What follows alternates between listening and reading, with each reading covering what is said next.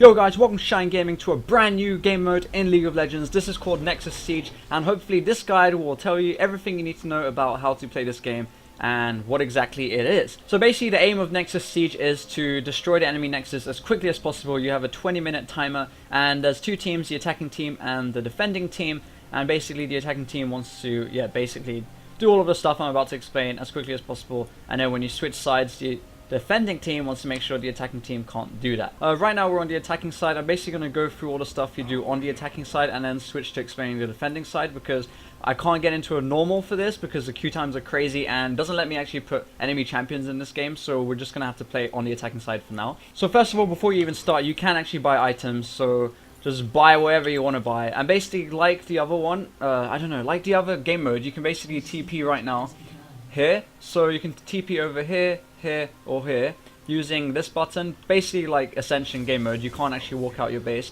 And just a quick tip, you can TP at the very edge, so if you click here, it does bring you to the edge just to save time. And basically what happens is you don't actually get gold for farming minions. Your gold just goes up quite rapidly over time, and you actually get crystal shards. These crystal shards are used to buy different items, so if you're on the attacking team you can buy these ones, and then you can also refund them. You can basically buy two at one point because you'll put them here on your D and F slot. And if you want to switch them, you can go back to base. So you do have to go to base to buy them. And then you can refund them for the full cost, so there's no like discount or anything. And if you're on the defending side, you can get these items. Now I'm going to explain the items later after we've gone through, just explain the beginnings of this whole thing basically. So in the game mode, what will happen is there'll be enemy champions here as well. And basically to get more of these crystal shards, you got to kill or get assists of the enemy champions. And another thing, when you're on the attacking team, you get bonus AD, AP, and your health is also increased, and this is all by 1%, and this increases over time. When you're on the defending side, I think you get different statistics, but I'll show you guys that later. And also you level up quite rapidly, as you can see. Now as you can see, there's this thing, minions until obliterator, which says 0 out of 15. Now I think this is actually the enemy's team, because it's in red. So basically, I guess I'll just explain this when we go into the defending team. Right now, it doesn't matter. Basically, when you're on the attacking team, you don't want their minions to get here.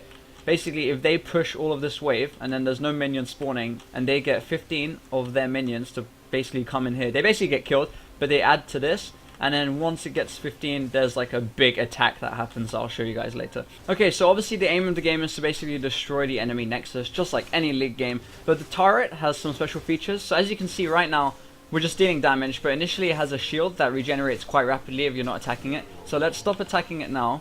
But just notice how much damage we've done to the turret already. So that damage will stay, but the rest of this will come back as a shield now. So it should appear here, as you can see. And basically it regenerates, if it's not taking damage. And it actually takes double damage from minions.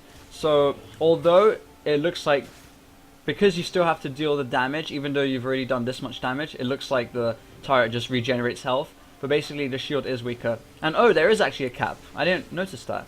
Okay, there is a cap, so that's pretty good. So there are benefits to taking down the turret's health, even though if you're not able to kill it all in one go and the shield manages to regenerate. So before we continue and basically finish the game and move on to the defending team, let's explain some of the items. So first of all, let's just get some standard items. Oh, no boots ripped. Okay, we've got boots. So the first one is Siege Ballista. I'm just going to show you guys what this does by actually getting it. So here we go. So the first one, Siege Ballista. Basically, you press D because that's where I have it, and you can put it anywhere in the circle, and it's got this range. You want it to be in the range of the turret, so right now it's in the range of the turret. I'll put this here, and after a brief moment, it charges up and starts firing, and look at the damage. It's pretty good, and yeah, you can see it actually reduces the actual health, even though there's a shield. So, I'm guessing it won't kill it because the shield, it doesn't do damage to the shield, but that's there, and in terms of how long it's there, if the turret basically dies, then this shield, this ballista also goes because, well, you don't really need it anymore. But I'm guessing enemy champions can also deal damage to it because it does have a health. And remember, this will be a game mode with other champions, other players in it as well. And then the next one is my F, which is the Vanguard Barrier. Basically, after a brief moment, it basically gives bonuses to minions. And the bonus is, it basically increases their damage of the minions and also their defenses, so like their armor and magic resist. And yeah, pretty useful. It basically gives additional shields to deployables, such as the shield totem that we had earlier, or if we have a ballista, it will also give an extra shield to that as well. And then the final one is the port pad, which basically means you can, what? Okay, interesting ping. I'm curious as to what that is, unless it's just a decoration or something. Oh yeah, it probably is decoration. Yep. But yeah, port pad, you can basically put it somewhere like here, and you can teleport to it. So there is also a circular range. It should appear. Yep, it just appeared last minute. Let me show you guys this. So basically we can now teleport here, and once again you can teleport at the very edge as well to save time. And one thing to note, you can't have 2 of Siege Ballistas, which sucks, but yeah, that's how it works. And what we're going to do now is just quickly end the game and show you guys defense. Now we're playing on the defending team, so essentially we want to beat their time, which shows over here. So we need to kill the base that quickly, because that's how fast they managed to do it. And yeah, and basically we're not blocked with the barrier, as you can notice, so we have to walk all the way. We can't TP, but we do get a ward, which is pretty cool. Last 30 seconds, 30-second cooldown as well. So let's just put that here, like the pros we are. And another thing is, you do start with crystal shards. Are they called crystal shards? I keep getting confused with credits. But yeah, so the defending side, these are our weapons. We started with 100, so I managed to buy this one, the tower beam one, which is really cool, and I'm going to show you that, guys, right now. So basically you attach it to a turret, and what happens is for 15 seconds you can fire 3 times. So if I press D, and then I can have like this, and click, left click, and it does damage. And yeah, can I farm with it? Actually, I just realized you can't farm in this at all, so I'll never know. Sad times. So as you guys remember, I was talking about this number here and trying to get your minions through this barrier here, and basically, so this is what happens. So these minions are going to go through now like this, and are we going to get, no, we're not going to get 15. I'll show you guys what happens once we hit 15. Okay, here we are about to hit 15 now, and let's see what happens. Basically massive damage. Yep, pretty cool, pretty damn cool.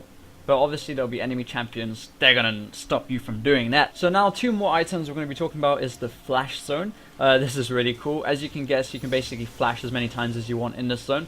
So if I put it here for about 5 seconds, I think your D and F will be flash. If you come out of it, you lose that ability, but then you can flash. Oh no, I missed the last one. But yeah, I think that was 5 seconds. Let me just double check. Yes, 5 seconds. And then the next one is entropy field. So this basically freezes enemy minions completely like that, which is pretty damn cool. It's like Echo or something, but then it also slows enemy champions but doesn't freeze them, because that would be kind of OP. It does also freeze the enemy ballistas as well, so good to know that too. Now the final item is Storm Bulwark. This costs the most. This is 200 crystal shards, and what this does is basically makes the turret invincible for 6 seconds, and in the last 2 seconds deals like 653 damage to anything in the area, which is pretty damn OP. So let's pretend these minions manage to kill our whole team because they're just OP, they're minions, and this is what happens. Invincible, and then bam, wrecked. GG.